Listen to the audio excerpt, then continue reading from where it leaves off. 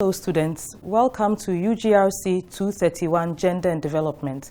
My name is Akusia Dakwa and I'll guide you through the next 3 sessions for this course.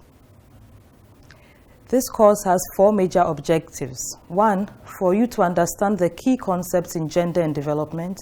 2, to recognize the ways in which gender structures opportunities, rights, and determines citizenship in each country.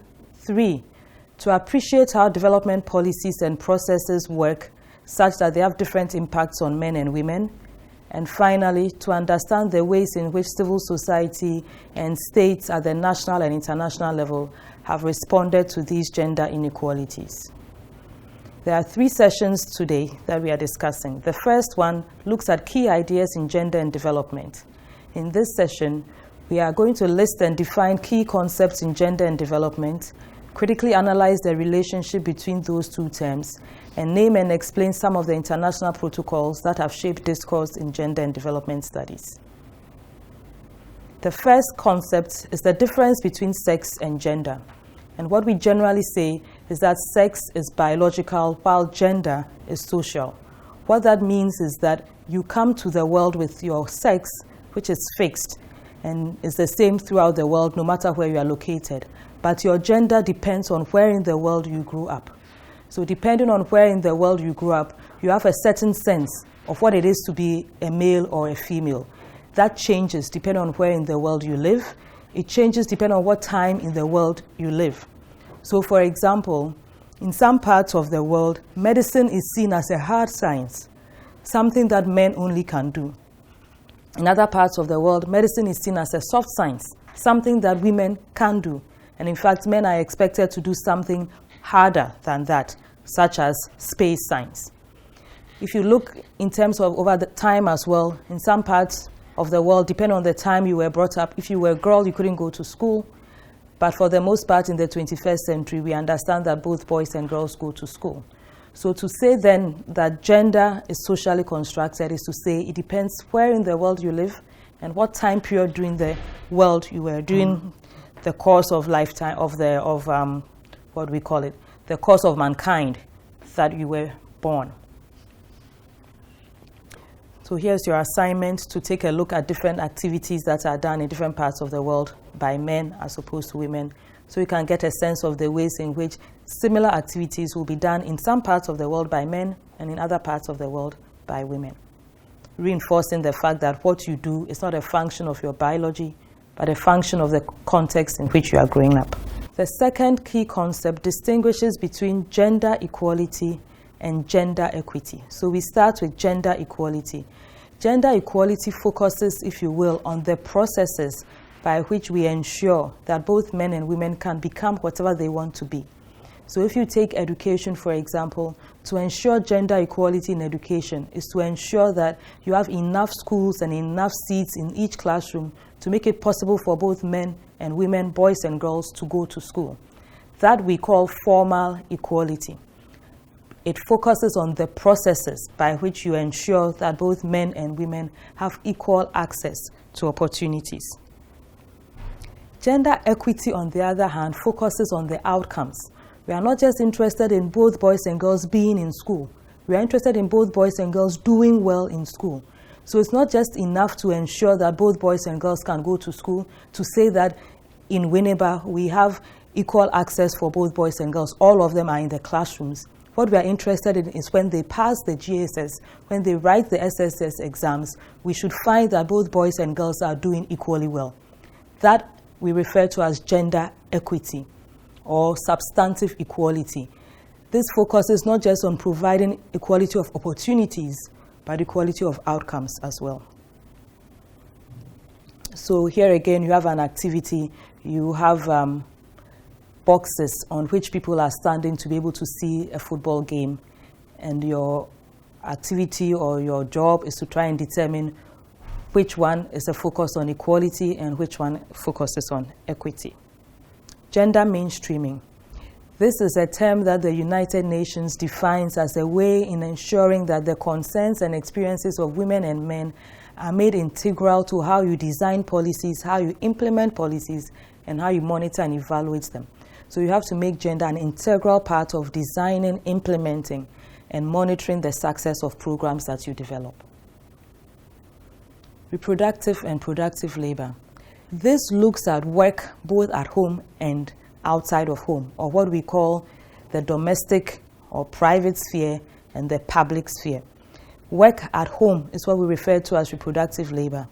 Often this is not paid, it is seen as not important. Nobody values it. We take it for granted that it has to happen.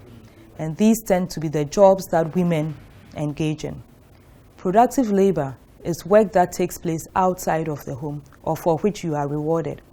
It is possible for something that is defined as reproductive labor to also be productive labor.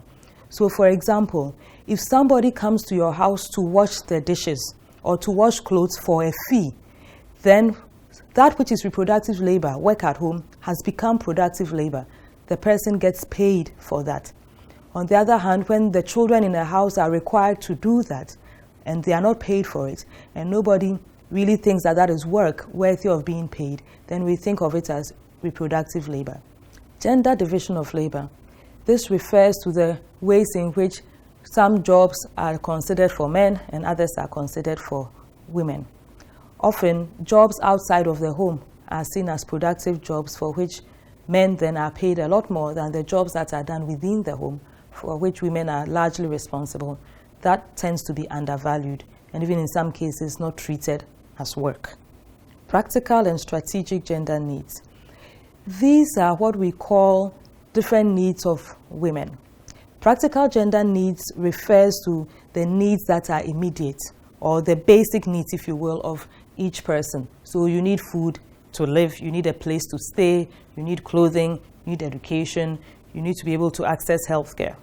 Strategic gender needs or interests are much more substantial. These refer to changing social structures and institutions so that women's position in society is equal vis-a-vis that of men. So often when we talk about policies and so on, we are interested in policies that address both practical gender needs and strategic gender needs. Again, you have an assignment here to understand reproductive labor, productive labor, and gender division of labor. Now on to the key concept 5, what is development? And you see that that slide has many different terms that we generally think of when we think about the word development. Social scientists have focused on specific definitions of this. So we start first with Kwesi Kwapra, who's a Ghanaian sociologist. He defines development as the improvement and upliftment of the quality of life of people so that they can attain their potential, they can build self-confidence, and they can live lives that are worthy of accomplishment and lives that are dignified. Notes emphasis on the word to improve and to uplift. Amartya Sen is a Nobel Prize-winning economist, originally from India, now resident in the United States. He defines development as the expansion of real freedoms that people enjoy. So for him, development is ensuring that people have real freedoms, that in fact what they have is expanded.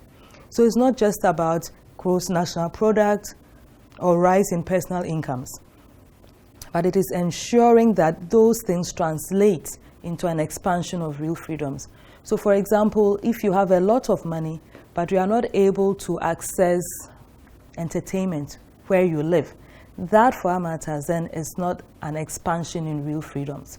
It's not simply that you have money, but that the money should be able to translate into real freedoms for you. That then is what development is about. So note that in Kwesi Kwapra's definition, as in Amartya Sen's definition, we are thinking of improving lives, uplifting lives, expanding freedoms. It's basically about giving people more options as opposed to less options in life. The United Nations takes issues of development very, very seriously. Every year, a Human Development Report is produced. That Human Development Report is produced in each country, and then a Global Human Development Report is also produced. In 2000, the world came together and determined a set of development goals that they were going to achieve between 2000 and the year 2015. So I'm sure many of you have heard about the MDGs, the Millennium Development Goals, goals that all countries decided had to be achieved by 2015. In 2015, we moved away from focusing on the Millennium Development Goals to focusing on Sustainable Development Goals. So now we've expanded the original list and are saying we want to ensure that by 2030, we have attained a set of Sustainable Development Goals. You should take a look at what the Millennium Development Goals and the Sustainable Development Goals look at. Okay, so here's your activity. Now, why is gender a development issue? Remember that we said development plans on changing people's lives as individuals and as a collective, improving their circumstances, uplifting their lives. Yet, when you look at every single aspect of life, it is gendered. What happens at home is gendered. What happens at work is gendered. Issues of sexuality are gendered. Access to opportunities are gendered.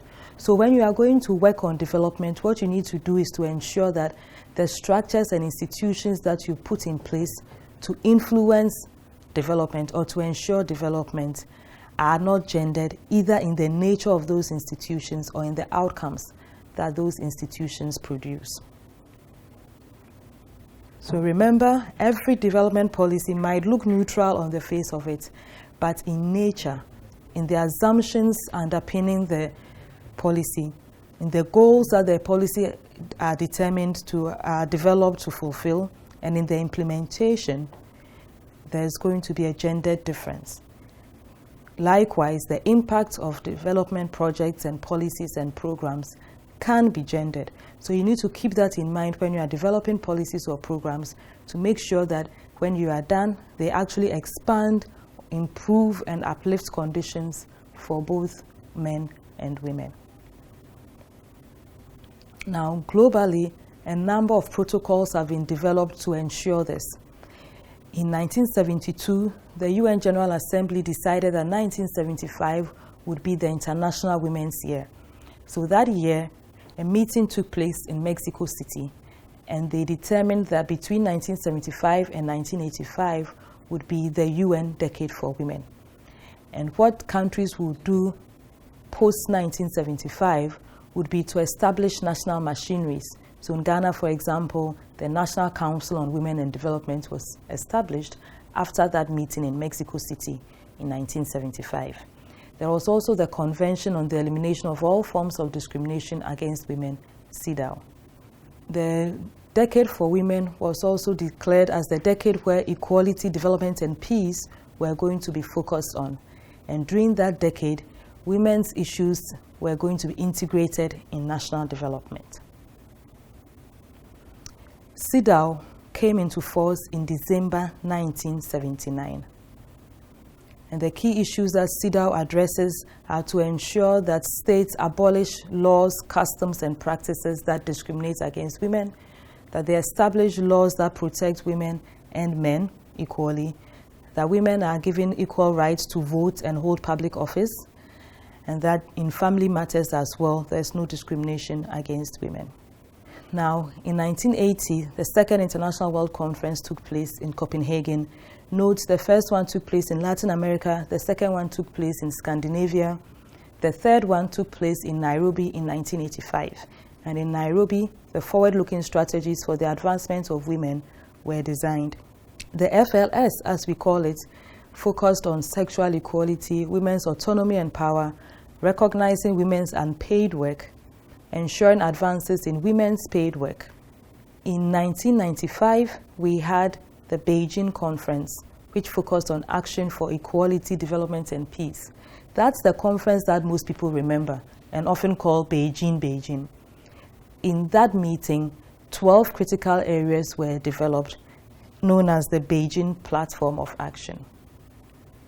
So the 12 critical areas are ensuring that something is done about the increasing burden of poverty on women, that improvements are made in access to education and training, to healthcare and related services, that violence against women is addressed, the effects of armed conflict on women would be addressed, and inequalities in economic structures and policies would also be addressed. It also looked at mechanisms to promote the advancement of women, the lack of respect and for the protection of women's human rights, issues around stereotyping and unequal access to resources, as well as discrimination against girls and violation of their rights. In 2000, the Beijing +5 conference was held. The Beijing +10 conference was also held in 2005, and in each of these conferences, the idea was to evaluate how far countries had come in ensuring that the protocols had been achieved. In the year 2000, remember we've talked about the Millennium Development Goals. There were 8 of those goals. 3 of these goals focused on women. In 2010 also, the African Union declared this decade that we are currently in, between 2010 and 2020, as the African Women's Decade. The theme for this decade is grassroots approach to gender equality and women's empowerment. And the idea is to promote gender equality on the continent by implementing global and regional decisions that have been made to improve the lives of women. So your activity is to identify the 3 Millennium Development Goals that focus on women and to think about the ways in which they are similar to or different from the Beijing Platform for Action or the Nairobi Forward-Looking Strategies. So what have we done in this session? We have examined key concepts: gender, gender equity, gender equality, mainstreaming, productive and reproductive labor, gender division of labor, practical and strategic gender needs. We have defined development. We have explored why gender is a development issue. And we have looked at some of the major world conferences and conventions that impact on the gender and development discourse.